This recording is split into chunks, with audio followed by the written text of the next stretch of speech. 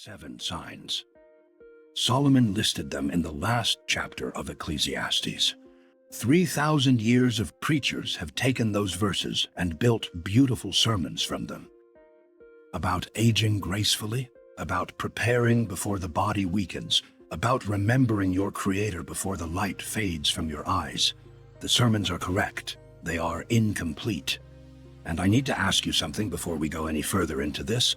How many of those 7 signs are already present in your life right now? Not in your grandparents' life. Not in the life of an elderly aunt managing her health with the patience of the genuinely aged. In your life. In the last 6 months. The worship that used to carry you. Has the weight of it changed? Is God's presence something you feel or something you remember feeling? Have you had a breakthrough this year? A real one? An answered prayer? A door that opened, followed almost immediately by a new wave of attack that should not have been possible? Are the people who pray for you exhausted? Are the leaders you trust giving you the full counsel they used to give? Or have they begun to offer comfort where they used to offer correction? When did you last spend unhurried time in Scripture? Not reading for a purpose, grinding the word the way it used to happen, absorbing it slowly because it fed something in you. Can you see clearly where God is taking you? Or has the fog returned? And the doors? How many doors have been closed this year that should, by every reasonable covenant expectation, be open? 7 questions. Solomon named them first. And I need to show you why he named them. Because the reason changes everything about what it means that you recognize yourself in this list. Most people, when they encounter Ecclesiastes 12, are reading what I call the standard mapping. The Midrash Qohelet Rabbah, the ancient rabbinic commentary on Ecclesiastes, documented it carefully. Rashi, the 11th century scholar whose work shaped how the Western Church received Hebrew scripture, followed it. The Talmud reinforced it. The sun and the moon and the stars darken. The eyes lose their light, the face its brightness, as old age takes the body's illumination. The clouds return after rain. Grief cycles back before it finishes. The keepers of the house tremble.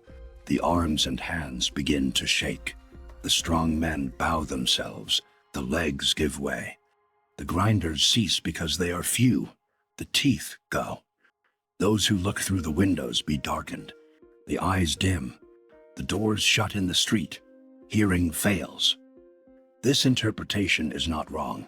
It is probably part of what Solomon intended. But there is a layer underneath it that has been visible to careful readers for centuries, preserved in the Targum Qohelet, the Aramaic translation of Ecclesiastes used in ancient synagogue readings, and which the Western Church, following the physical allegorical path almost exclusively, largely stopped transmitting. The Targum adds moral and spiritual dimensions to several of these images. The sun is also the light of Torah. The clouds that return carry something about grief that does not resolve, about the spiritual condition of one who has drifted from the source. The keepers who tremble are not only aging arms, they are the guardians of the house who have grown fearful. The dual mapping has been there since at least the 2nd century, and the Islamic tradition preserved something parallel. In Surah Sa'd, chapter 38, verses 30 through 35, the Quran describes Suleiman being tested by God. He recognized the trial.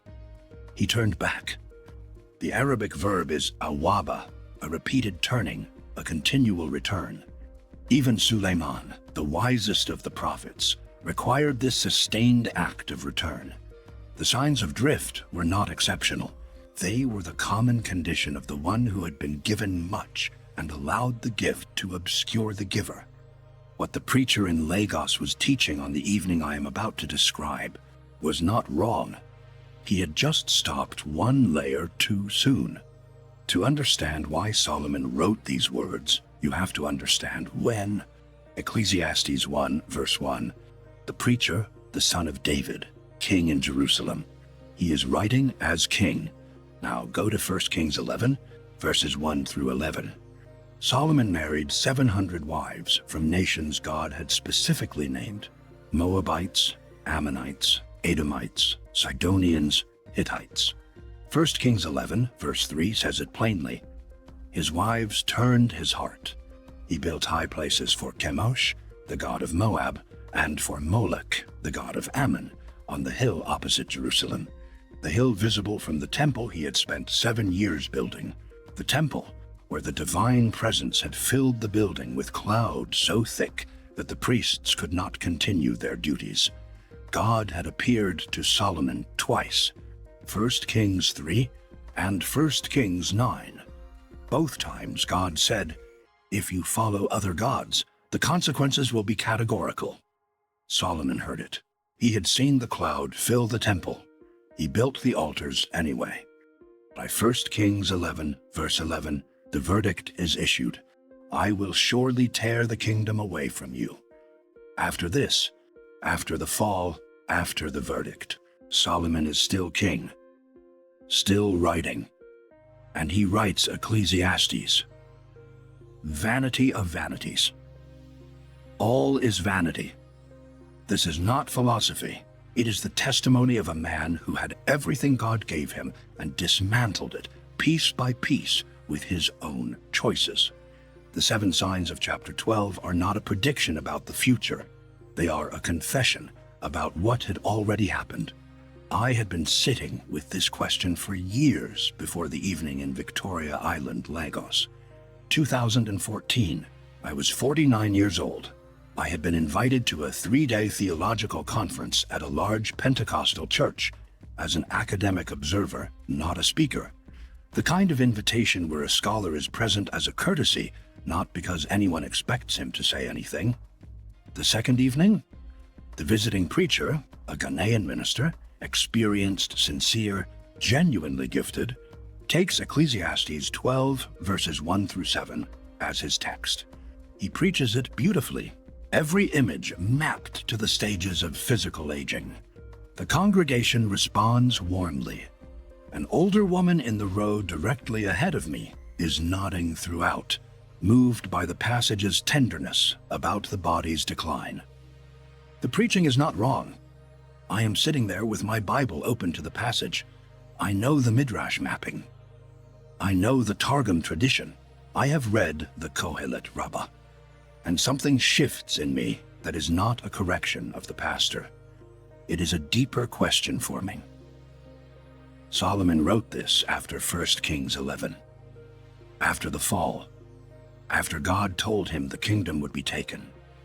The preacher is teaching these signs as a warning about what will happen to believers who fail to remember God before the body declines. But Solomon had already lived what he was describing. I do not stand up. I do not raise a hand. I take the pencil from my jacket pocket, the same pencil I use to mark passages during study, a habit since my years at SOAS, and I write one sentence in the margin of my Bible. Not a research copy. My personal Bible, the one I have carried since my late 20s, with my mother's handwriting on the inside cover. A psalm she wrote when she gave it to me in Nsukka, the year I left for London. The sentence I write is this: He is not warning us about aging. He is warning us about his own fall. I slip out during the closing worship, the car park on Victoria Island. Lagos at night is not quiet. Generators running. Traffic beyond the gate. The particular density of sound that belongs to this city alone. I sit in the car in the dark, and I open to 1 Kings 11. I read it through to the end. Then, without moving the Bible, I turn to Ecclesiastes chapter 1 and read through to chapter 12. I have read both texts hundreds of times. This is the first time I have read them as one story.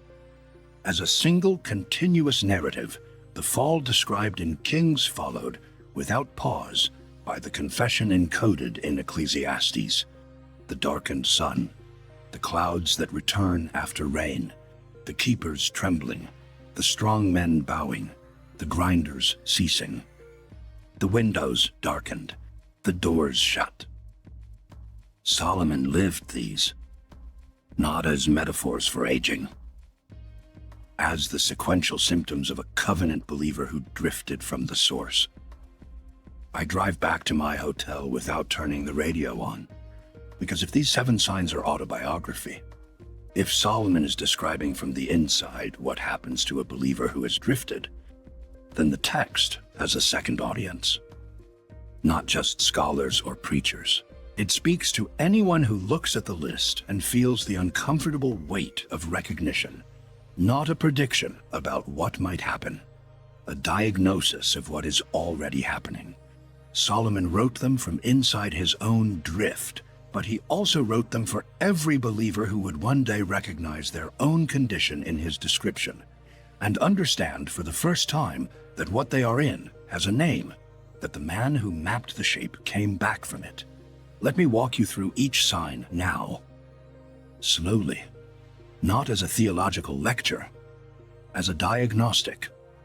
The first sign, Ecclesiastes 12, verse 2. Before the sun and the light and the moon and the stars are darkened.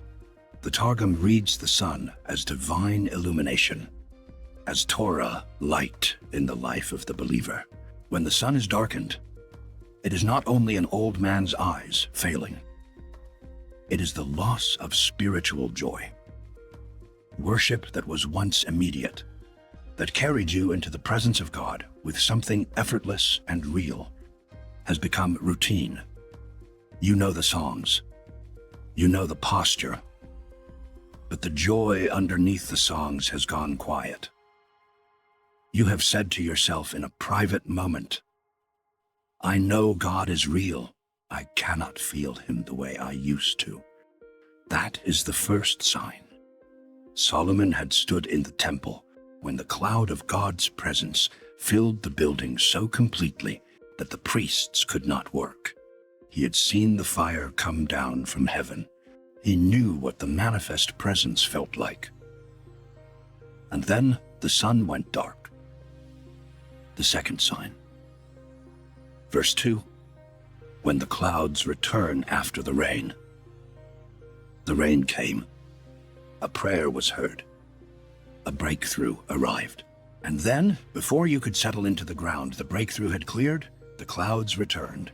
A new wave of the same attack reorganized. In Nigerian and Ghanaian Pentecostal tradition, there is language for this. The enemy does not retreat when God answers. He reorganizes. Solomon named it 3,000 years before it became Pentecostal pastoral vocabulary. If you have experienced a real breakthrough followed within weeks by a new attack that should not have been possible, you are in the second sign. The third sign. Verse 3. The keepers of the house shall tremble. The dual reading. The keepers are the intercessors, the prayer warriors, the people whose spiritual function is to stand guard over those in their care. They are trembling, not from joy, from exhaustion. If you have been watching the people who pray for your family, your church, your community, and you have noticed something quieter in them now, something more careful, something that in weaker light might look like uncertainty, this is the third sign. The weight of sustained intercession over years in a season that is not yet broken is doing something to them that they would not name aloud if you asked them directly. The fourth sign, verse 3. And the strong men shall bow themselves. The spiritual reading. The strong men are the leaders, the pastors, the elders whose function is to stand firm in the hard texts, to preach what is inconvenient, to refuse the accommodation that erodes the clarity of the covenant. They are bowing, not from reverence, from compromise. When the leadership of a church begins to choose comfort over clarity, when the hard passages are quietly skipped, when the prophetic word is softened, the strong men have bowed. Leadership does not bow all at once. It bows in increments. A careful word here, an avoided text there. a season of pressure that teaches the preacher it is easier to give the congregation what it expects, rather than what it needs to hear. Solomon was the strongest man in Jerusalem. He had asked God for wisdom and received it in a measure no other king could claim. And he bowed. The fifth sign. Verse 3. The grinders cease because they are few. The spiritual reading. The grinders are the daily transmission of Scripture and prayer. The quiet, unglamorous, regular grinding of the Word. The family Bible reading that used to happen before school. The morning prayer that set the day before it began. They are ceasing, not because people have stopped believing, because there are fewer and fewer who practice the daily grinding. You know what I mean if you are honest with yourself. Not corporate worship, that may still be full, but the daily, private, personal grinding, the unhurried time. The Scripture read slowly because you need it. When did that last happen for you? If it has been weeks, you are in the fifth sign. The sixth sign. Verse 3. Those who look through the windows be darkened. The spiritual reading. Those who look through the windows are the seers, the prophetically gifted, the people who have been able to say what God was doing before the movement became apparent to everyone else. They are clouded. The vision is uncertain. What they see comes out soft-edged, or contradicted by the next word from someone else, or simply absent where there was once clarity. The windows do not darken because the seers lose their ability. They darken because the conditions that allow clear sight are no longer present. In Solomon's Jerusalem, by the time he was building altars on the hill opposite the temple, the prophetic gift in the royal court was compromised. What should have been clear warning was muffled by the political reality of a king who had stopped listening. The seventh sign. Verse 4. The doors shall be shut in the street. The spiritual reading. And this is the sign many believers recognize most immediately, is the closure of every covenant door. Career doors. Doors of healing. Financial breakthrough. Relationship restoration. Ministry opportunity. The doors that should, by every reasonable covenant expectation, be open for a believer who is praying, who is giving, who is serving. Shut. Not one door. The pattern of doors. Closed in sequence or closed at the precise moment they seemed about to open. The Islamic tradition has a name for the experience of continued closure despite continued faithfulness. The scholars of Tafsir write about istidraj, the subtle drawing away where what was once open quietly closes and the believer does not initially understand why. Suleiman in Surah Sad recognized this drawing and returned. The Quran records his return with the word awaba, the one who turns back again and again until the door reopens from the covenant side. If you have prayed for an open door, had the prayer answered, and watched the door close again, and then prayed again and watched it close again, you are in the seventh sign. There is a reason the Ghanaian preacher in Victoria Island that evening had correct categories for most of what his congregation was experiencing, and did not know they came from Ecclesiastes 12. The Nigerian and Ghanaian Pentecostal tradition has language for all seven of these signs. Closed heavens, spiritual blockage, the prayer that hits a ceiling, the enemy that reorganizes after breakthrough. And the Muslim families in those same communities have their own names for it. The dua that returns unanswered. The season where everything a person reaches for does not come. Both communities are describing the same map. Solomon drew it first. The categories are not superstition. They are pastoral and communal observation translated into usable terminology. What they do not know, what Western Christian interpretation stopped transmitting, is that Solomon named these categories first, in sequence, in the order they typically appear. And this matters, because if these 7 signs are progressive, if they follow a sequence, then a believer who can identify which sign they are in has more than a diagnosis. They have a map. Solomon wrote the solution to the 7 signs into his own prayer. 1 Kings chapter 8, verses 38 and 39. Before he fell, he was still at his peak. The temple was being dedicated, and he prayed, whatever affliction, whatever sickness, each knowing the affliction of his own heart and stretching out his hands toward this house. Then hear in heaven your dwelling place, and forgive, and act, each knowing the affliction of their own heart. The knowing is the first act, the naming of the sign you are in, specifically, honestly, without the euphemism that allows you to manage it rather than address it, is the first act of return. Ask yourself this tonight. Work through the 7 signs and name the ones that are currently active in your life. Not all 7. Name the ones you recognize right now. The darkened sun. Is your spiritual joy present, or is God distant in a way that troubles you? The clouds returning. Have you had breakthrough followed immediately by new attack this year? The trembling keepers are the people who pray for your household exhausted. The bowing strong man.